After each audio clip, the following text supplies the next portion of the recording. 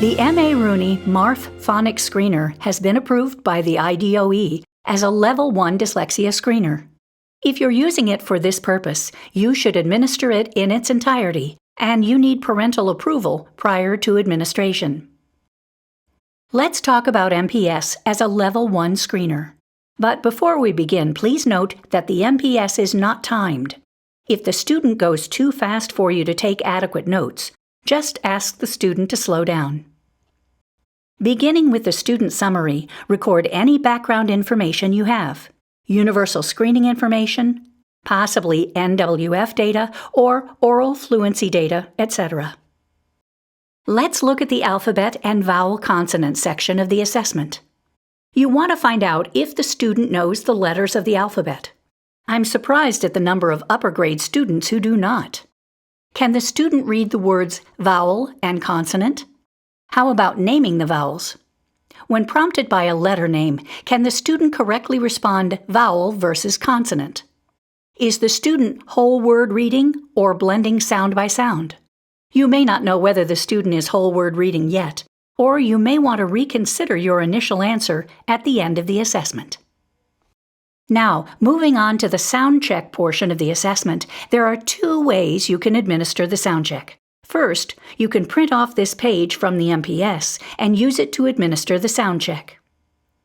Your second option is to use your card deck. If you do that, you're going to need to do a little preparation. Organize the cards into sections: Section 1, Section 2, Section 3. Then, within the section, you want to organize them by column: A, E, I, M, etc. Both options, the sheet and the card deck, have advantages and drawbacks. Try them both and use the one that's best for you. Whichever method you choose, begin by informing the student that some of these letters make more than one sound. You want them to provide all the sounds they know for each pattern. Then, display the card or direct the students to read down the column, informing you of the sounds.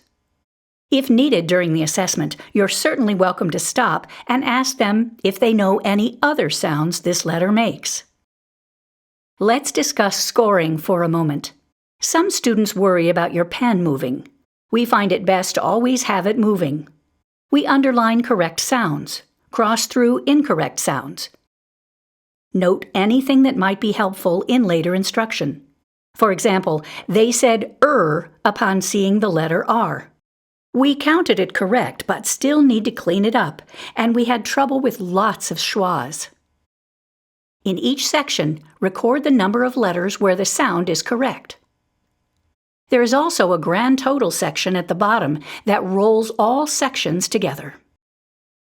Looking next at the reading word list, you'll see that the reading word list is in multiple sections, each section assessing a specific skill.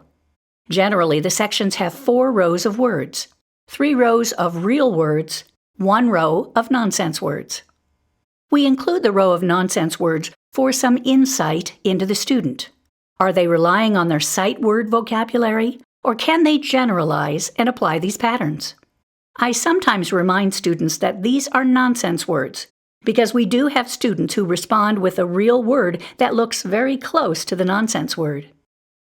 Provide the student with a copy of the word list. Direct the student to read across the page.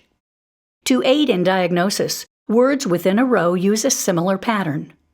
If you look at Section 1, you'll notice that the first row contains CVC words.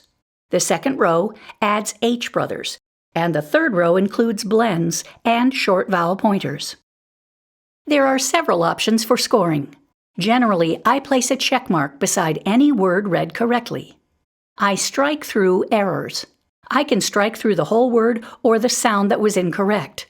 And I need to record what the student said, either the sound or the entire word. I've shown you examples of both methods. Stop after 5 consecutive errors. Mark where you stopped.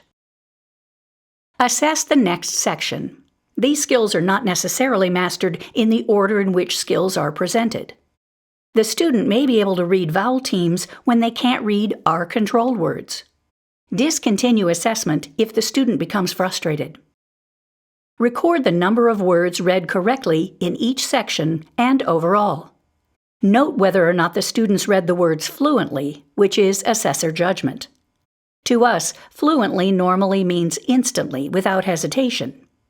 Note that a student can be fluent and inaccurate, as well as disfluent and accurate.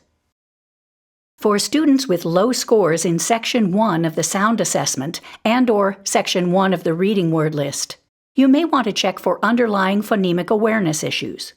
You can get an indication, and it's only an indication, of these skills using the phoneme segmentation and blending activities included.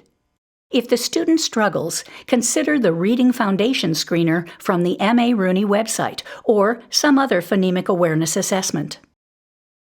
Turning to the auditory drill, provide the student with either the auditory drill sheet from the student materials or simply a blank piece of paper. This section is administered just like the auditory drill in our lesson plans. Instruct the students to watch your mouth. Say the sound. Students repeat the sound. Students write the letter that makes that sound. Using the sound assessment from the MPS, dictate only those sounds where the student was able to produce the correct sound. Dictate sounds down the columns, so letters are not dictated in alphabetical order. You would dictate a, e. Watch for sounds with multiple spellings. There's no need to dictate the sound multiple times. Ask the student to write all the ways they know to spell your current phoneme. For example, the teacher says k. The student writes the grapheme C, then the grapheme K, then the grapheme CK. Again, feel free to ask for another way to spell the sound. There is a teacher sheet for scoring the results of the auditory drill. Looking briefly at some scoring results on the auditory drill, Student 1 gave us A for A, AE and AY for A, and E for E. Student 2 gave us A for A, AE, AY for A, and now gave us both graphemes for E, and EA. Give the student the spelling page from the MPS or just a blank piece of paper. Spelling words are intended to match the skills required in the MPS word reading list. We recommend only assessing the sections where the students reached 50% accuracy when reading. There is a teacher scoring sheet for spelling. Conversely, you can just keep the student's spelling sheet. Spelling words are included for each section. If you assess spelling words with suffixes or spelling multisyllabic words, do your best to determine if the student has a strategy for spelling these words, or are they simply words that are in their visual memory. Finally, let's return to the student summary. You want to update what you learned on their sounds, spellings, their pattern-based words, reading and spelling, phoneme segmentation, and blending. And don't forget to ask yourself this on introductory skills. Are they sound-by-sound reading, or are they whole word reading? With that, we've completed the Level 1 MPS. If we're using the MPS only as an instructional tool, we assess sounds and read the pattern-based word list. Likely, I would also complete the phonemic awareness activities. Here's an assessor tip. As an instructional tool, this is not a standardized test. You want to learn what the student knows and doesn't know.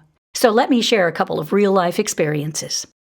I had a student who very fluently, very rapidly read the first row of words and read every one incorrectly. I stopped him, took him back to the beginning, and asked him to read the word sound by sound and then blend. He was much more accurate using this strategy. I had a returning student. This was the beginning of her third grade year, and I had tutored her at the end of the second grade year. She came to the magic E words and read the first row fluently, but she provided the short vowel sound. I knew we'd covered magic E last year, so I stopped and asked her what that E was doing at the end of the word. Nothing more. She said, "Oh, that's right," and reread the words less fluently but accurately. So I knew that she hadn't mastered magic E. But I don't need to reteach it, we just need to do more Magic E practice. That brings us to the conclusion of our current discussion of the MPS. You will find a second video on your syllabus demonstrating administration of the MPS.